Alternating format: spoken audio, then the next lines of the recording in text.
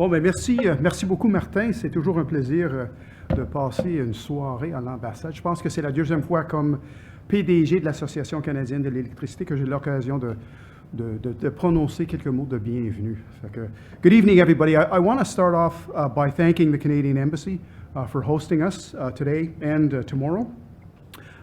It's always a pleasure to be in Washington and to be here at the Embassy. I'm looking forward to tomorrow's WIRES Summit, which has brought together diverse organizations from Canada and the United States, representing hundreds of companies, unions, and interest groups. I want to, of course, acknowledge Jim Hecker and thank him. Jim, thank you for your work at WIRES. As you look to the future, we wanted to take a moment and thank you for all of the work that you've done, both on this summit, but also all the work that you've done at WIRES. And I just wanted to stop and.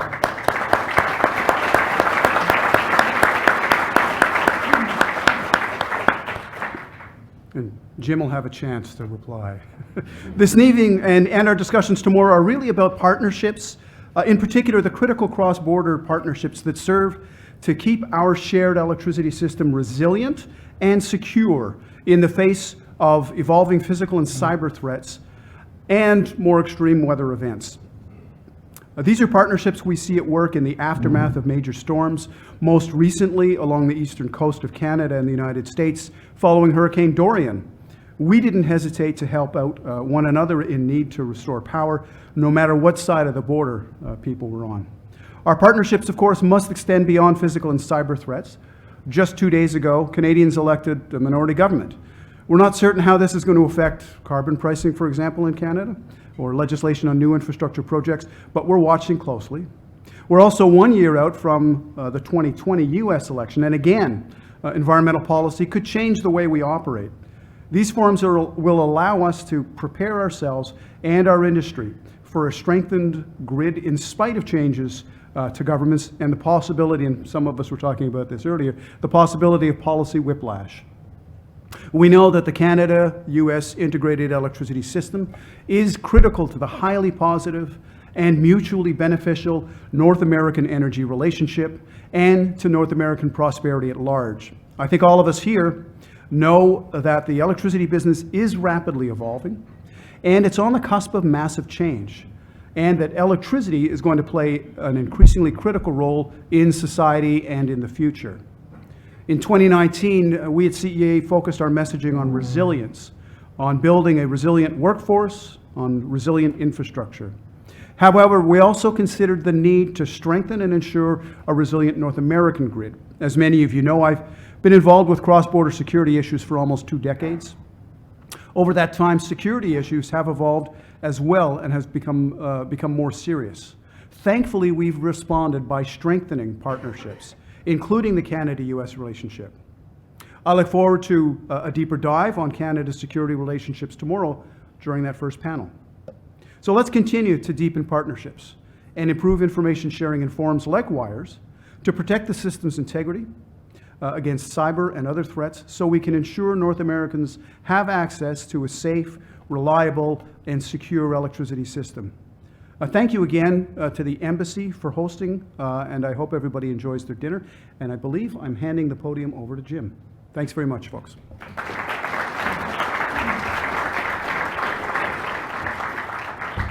Thank you, Francis. Thank you very much for that introduction, Francis. And thank you all for being here. This is great. Nothing like this happens without a great group of organizers.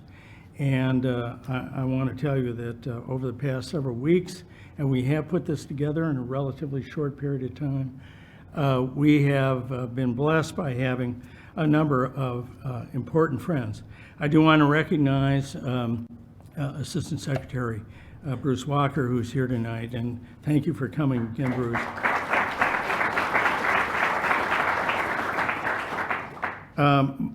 But perhaps more importantly, I want to acknowledge the people who helped plan this unique event where a number of organizations who have varying degrees of interest in the electric transmission system in North America have come together to kind of dialogue about what that might mean.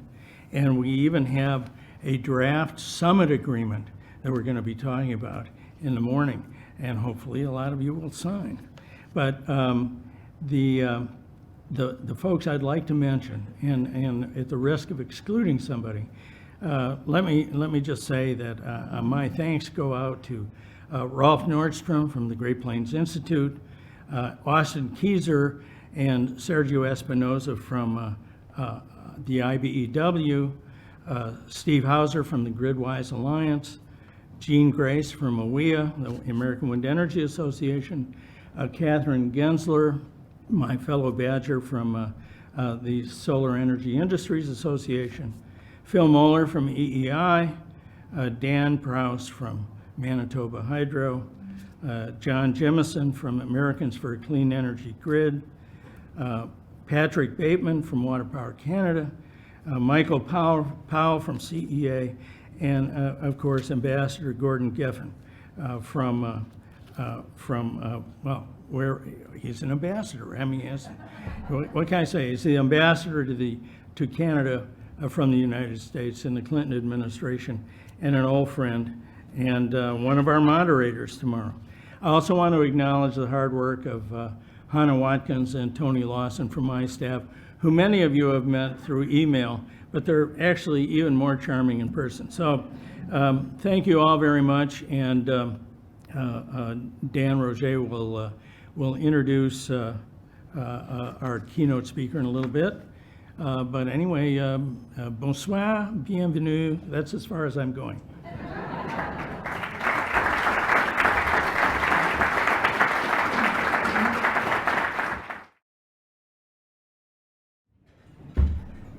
Thank you. I hope you've all enjoyed your meal with lots of Canadian goodies, including that wonderful chocolate at the end. I am going to introduce one of our WIRES directors, Dan Roger, who will introduce the senator. I hope you have. Will you take some questions afterwards? Sure. Okay, this is your big chance. Thank you very much, and Dan, would you please take the podium? Sorry.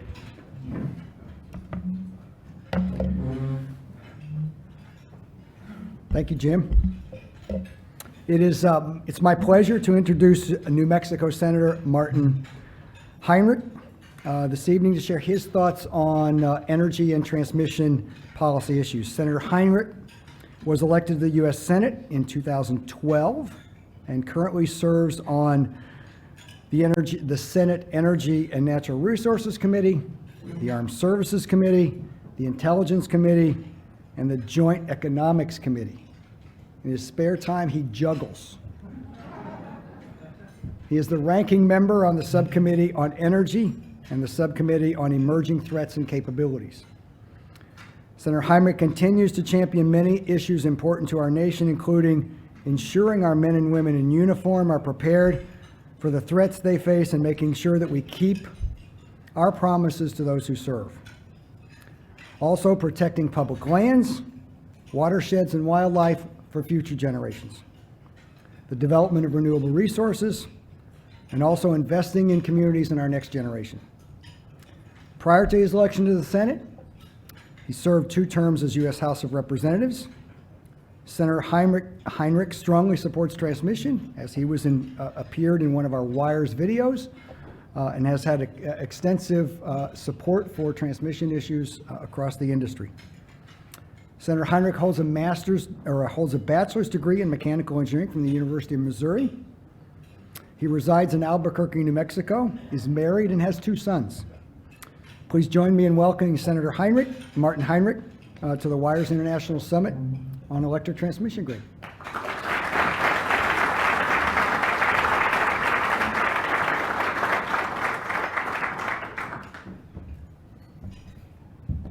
I almost got a free master's degree there. It's great to be here at the Canadian Embassy, and thank you all for having me. It's really an honor for me to be able to speak at the International Summit on the Electric Transmission Grid. And I want to just thank you for allowing me to share some of my thoughts on how we build a more resilient, reliable, 21st century electric grid. A few of you in this room have probably seen me speak before, and if you have, in this context, you probably know that my dad was a lineman and a member of the IBEW. So thanks to the IBEW for being part of this week. And I remember a lot of those moments in his office after school that have sort of stuck with me. And one of the things I remember is being in his office drawing pictures of Ready Kilowatt after school. I got really good at that after a while. And I remember when the thunderstorms would hit, because most of my elementary school years were spent in Missouri, I'd watch him leave, and he would go and he'd climb power poles in the middle of violent thunderstorms to make sure that our neighbors could get the lights back on. And these days, there are thousands of linemen like my dad still climbing power poles all across this great country, all across Canada. But you can already see that the grid of the future has really changed a lot from those days when I learned about it from my father. It's not the one-way street that it was, from centralized generation to homes and businesses. And rapidly changing economics and customer demand for renewables are really quickly changing our grid and the game. Linemen like my dad have been joined by wind technicians climbing huge turbines, solar installers building both utility scale solar generation on our grids, and the folks putting it on rooftops all across states like New Mexico. Clean energy storage and digital distributed resources are the new energy landscape. And we've already seen some cases where non-wires alternatives have supplanted traditional infrastructure investments.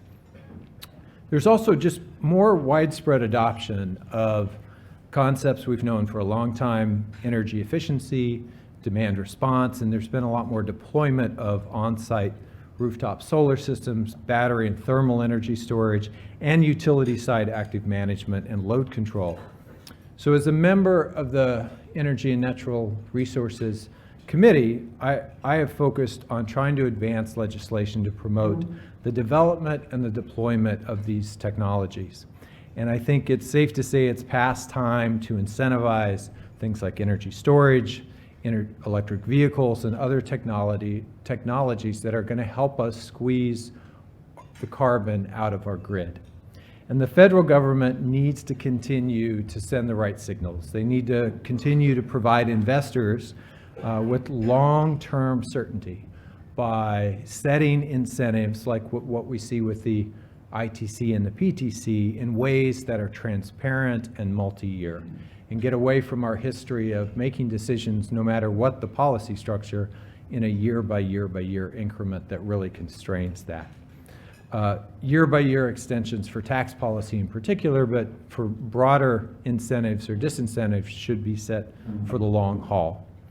And one of the most important things we need to do is to build new transmission, to connect those centers of today's supply and demand in this new era. And there is a big disconnect right now between transmission access and the best large-scale new clean energy resources. Full utilization of our renewable potential is only going to be possible if we have the transmission capacity to move electrons around both geographically and in time to meet that demand. We need to, I don't know who that was, but thank you. We just can't get there any other way. It's too constrained. And we need to connect the highest density areas of renewable energy to the highest density markets for those renewables. We need to start that 10 years ago. Despite all the progress we've made in the last decade changing how we generate electricity, we simply are not moving fast enough to site new transmission lines. And we all have seen or been part of or lived through those stories. The landscape shift that we're witnessing requires the construction of transmission infrastructure on a greater scale than what we've experienced for a long time. We're not simply replacing what we've got, we're building a brand new grid for the 21st century. And I think that really begs some very difficult questions that Michael Skelly and others who have written about this recently, where are you in the room, Michael? Can we do really big things, right? Like, can we as America do the kind of grand, really optimistic, change the world infrastructure that we did when we built the Hoover Dam and when we built the original grid infrastructure and when we sent people to the moon, and pick your example. I mean, I live in New Mexico. We decided to, we created Los Alamos and Sandia National Labs and developed a nuclear device in a tiny fraction of the time it would take us to just figure out how to appropriate that today. So it's not going to be easy, and we all know about the obstacles. There are many of them standing in our way, and I think the biggest obstacles to new transmission lines have been sort of the balkanization of our policies and our permitting regulations, and especially at the state and local levels, that are just not keeping up today with what is possible and what is really required of us in this era. So decision makers at both the federal and the state levels need to realize what's at stake, what are the benefits of widespread deployment of clean energy production, widespread transmission that can move resources around the country. We have private capital that's available right now to invest in these projects, but it's not simple. It's not as simple as looking at a map of the resources, trying to connect those directly to the markets. And, you know, I've been doing this for over a decade now, and one of the things that I really try to encourage, one of the things I've learned is how much of this is really building and managing the political will and the understanding to make projects possible. That requires an awful lot of trust, which is something that doesn't happen overnight, and it requires long-term relationships. So that means a lot of education and persuasion at the state and local decision-making levels, where clean energy transmission lines, large-scale generation projects often find their way off track. So when you're proposing a major new transmission project, you have to do the proactive outreach to educate local political leaders, local utility regulators, what's at stake, what are the upsides and the downsides. And we need to do a better job of making sure that we share the upsides across the entirety of the route. Because we've all experienced the fact that if you're in Tinleytown over here and you've got Springfield over here, but you got to run through Lincoln in between, and Lincoln says no, it's game over. So I found that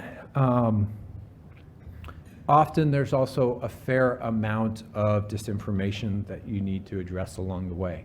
And it's really important to do that, to just hit it straight on in that educational process, to meet and to walk through that. And you're not always going to win that battle, but it's really important not to let that go unanswered. My speech writer put in here, for example, there are some people that think that wind energy causes cancer. It's actually important to address that, not to just let things like that go, because I've seen all kinds of claims while we were trying to build transmission. You know, there are many things to disagree about in the grid today. There are plenty of them that are real and require real sort of disentangling. You don't need to argue about the ones that are beyond that. But in most cases, I think people are just skeptical of change to their living situation, change to the status quo that's kind of inbred in us as humans. And that's why it's so important to understand what's at stake and what the benefits are. We all need to do the hard work of demonstrating why new generation and transmission projects are actually worthwhile. We need to tell that story better. And it's absolutely about meeting our moral obligation to confront the existential crisis that is climate change. But these projects and modern electric transmission infrastructure projects are also just plain old-fashioned smart investments in high-quality careers. So these are winning issues if people truly understand them. And we've seen changes in my home state, at least, as people begin to really understand that and to see the positive impacts that happen to their neighbor or that happen to their school district. You know, a good example of that is that in a number of rural communities where we've been doing some of the wind generation work, you know, there are communities where the number of students in the local school district have been going down and down and down over many decades, right? And suddenly you've got a few more seats in every grade in the classroom. And not only that, you've got the revenue to be able to buy everybody an iPad rather than just use that 3-year-old, 10-year-old textbook. Those little changes, I think, change the dynamic dramatically. We're also seeing companies that want to site facilities in our state simply because we can give them 100% renewable generation, which requires transmission, it requires commitments through PPAs and other structures, but it has put us on the map because we can do all of that in a state like New Mexico. And earlier this year, our new governor, Governor Michelle Lujan Grisham, actually signed a law setting New Mexico on a path to 100% carbon-free electric generation by 2045.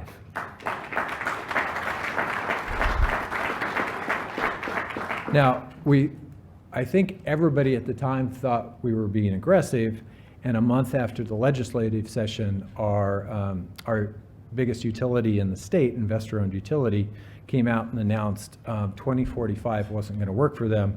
They were going to move that up to 2040. So, in addition, PNM has also agreed to purchase Western Spirit, originally a clean line transmission project that was just green-lighted by our state's Public Regulatory Commission.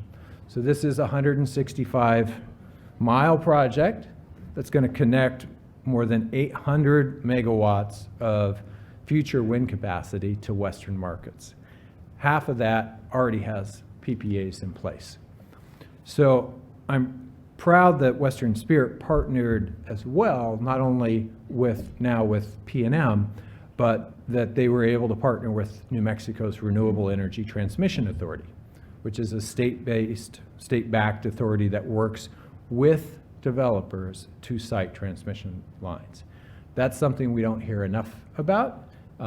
Our state is actively trying to deconflict, actively trying to make it easier to develop critical energy infrastructure.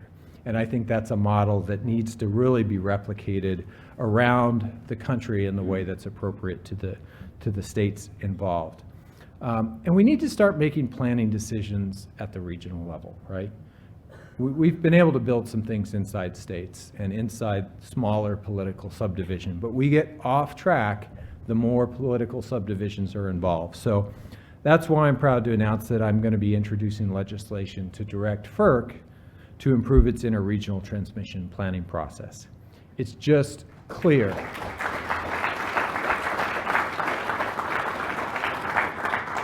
I was as hopeful as anyone that Order 1000 was going to be the answer to many of these issues, but it's not functioning the way that we need it to. So although Order 1000 requires neighboring transmission planning regions to coordinate planning, it doesn't actually require a joint process or full evaluation of interregional solutions or their benefits. So my legislation is going to require FERC to initiate a formal rulemaking to simply meet the actual goals of what we set Order 1000 out to do those years ago. And finally, I want to let you know that I'm also working on legislation to create an investment tax credit for regionally significant transmission projects.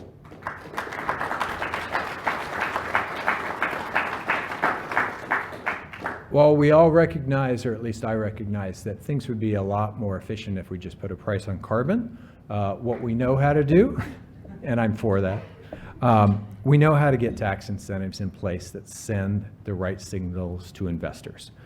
It's how we change the world with solar and wind generation, and I believe it will be an important part of the way that we address the constriction that we currently have that we're going to have to fix if we are going to keep hitting these targets and meet that supply and demand. So despite the fact that too oftentimes I think our nation has been playing small ball in recent years, I am still a big believer that we are the most innovative nation on the face of the planet, that innovation is what America does best. And I hope all of you will join me in continuing the fight to put that innovative spirit to work in a way that builds a clean, a reliable, and an affordable energy future where we are all interconnected.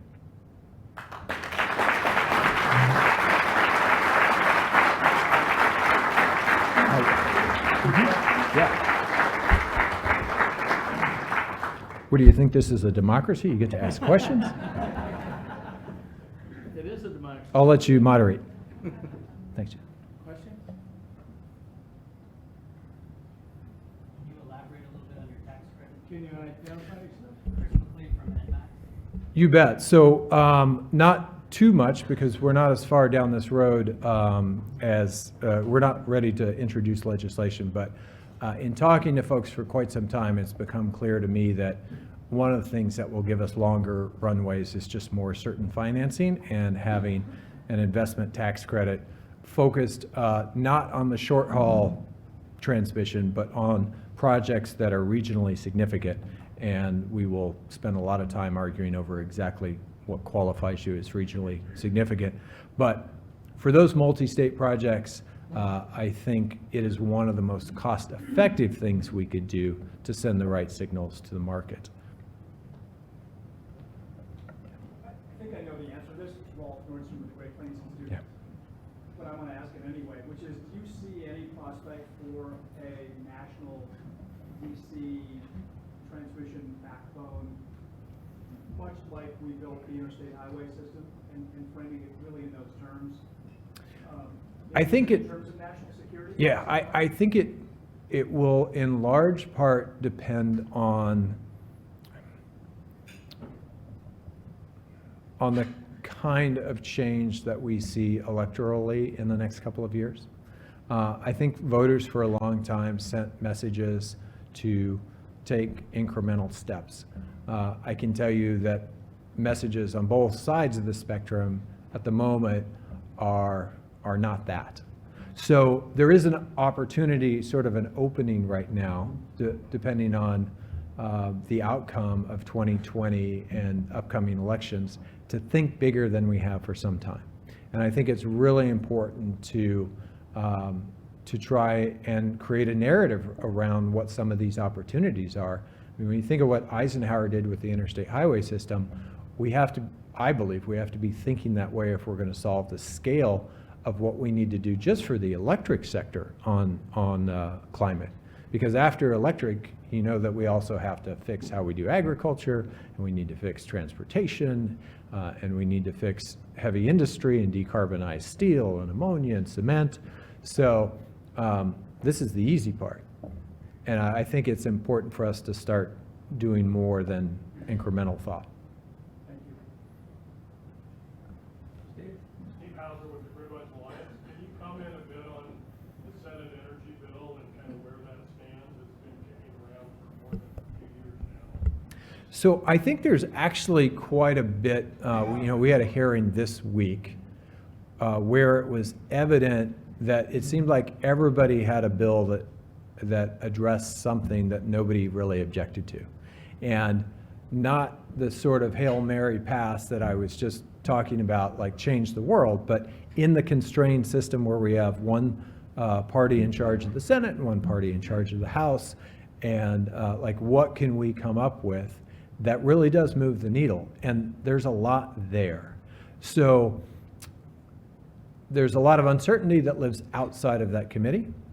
But I absolutely believe we have the rough outlines of a bill that could absolutely pass the Senate overwhelmingly, pass the House of Representatives, and be signed into law. And I think one of the biggest issues is going to be to make sure that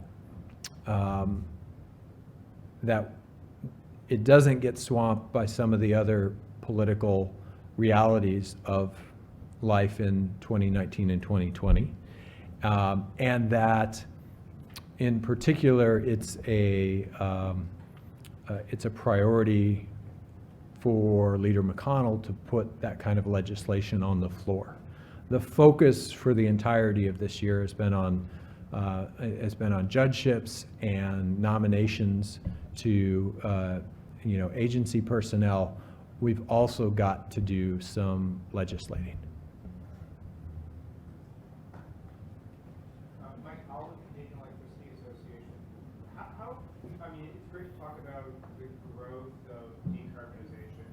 How do we expand, from your perspective, the relationship between Canada and the United States? Canada, a source of lots of Sure. dispatchable clean electricity, and well, there's a lot more people in the United States.